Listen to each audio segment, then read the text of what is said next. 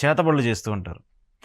అది ఇప్పుడున్న ఆధునిక కాలంలో దాన్ని చాలామంది కొట్టిపడేస్తూ ఉంటారు. దాన్ని ఎవరు నమ్మరు. సో, అది చేతబడి అనేది నిజమే అంటారా? ప్రయోగాలు అనేవి ఉన్నాయి, కానీ ఇప్పుడు అంతటి వాళ్ళు ఎవరు లేరు. ఓకే. మా జ్యోతిష్యం ఎలాగైతే వైరస్లు వచ్చారో అందులో అదొక వ్యాపారం. ఏదో చేశారని ఒక భయం పెట్టి ఆ భయం మీద వ్యాపారం చేయటం. మరి నిమ్మకాయలు వాడతారు అందులో. మరి అదే నిమ్మకాయ చెట్టుకి తెగులు వస్తే ఏం చేయాలి? అది ఎక్కడికి పోవాలి? దిష్టికి మిరపకాయలు వాడతారు.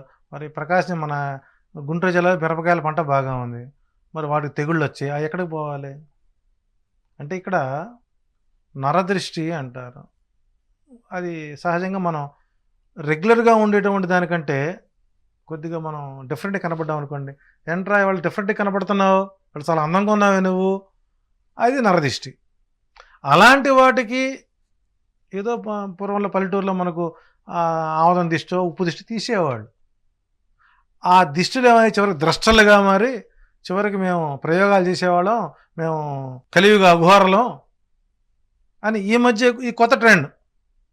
అఘోరాలు అయితే ఉన్నారు, లేరని అన్నాడు.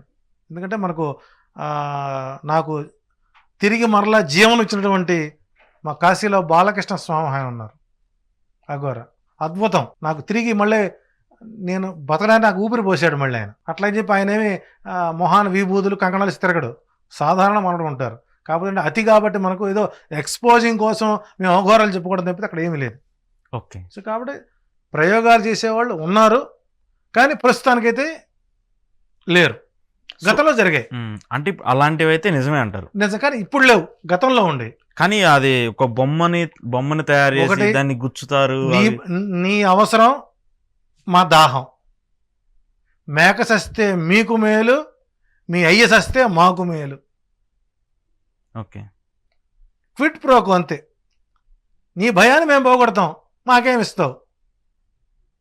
ఇప్పుడు నా చెప్పా కదా, నువ్వు తెల్లవారపడి కోడిస్తులు అవుతావు అంటే 10 లక్షలు ఖర్చు పెడతావు అప్పు తెచ్చి అన్న, ఇది అంతే. సో కాబట్టి మనిషి యొక్క బలహీనత సమస్యలని డైవర్ట్ చేసుకోవడం, ఇలాంటి పరిస్థితి ఉన్నప్పుడు అన్నీ చేతబడిగా కనబడతాయి. ఇక్కడ చేతబడి అంటే చేతితో చేయబడేటువంటి విద్య, అది తాంత్రికం, ముద్రల మీద వెళ్ళేటువంటిది.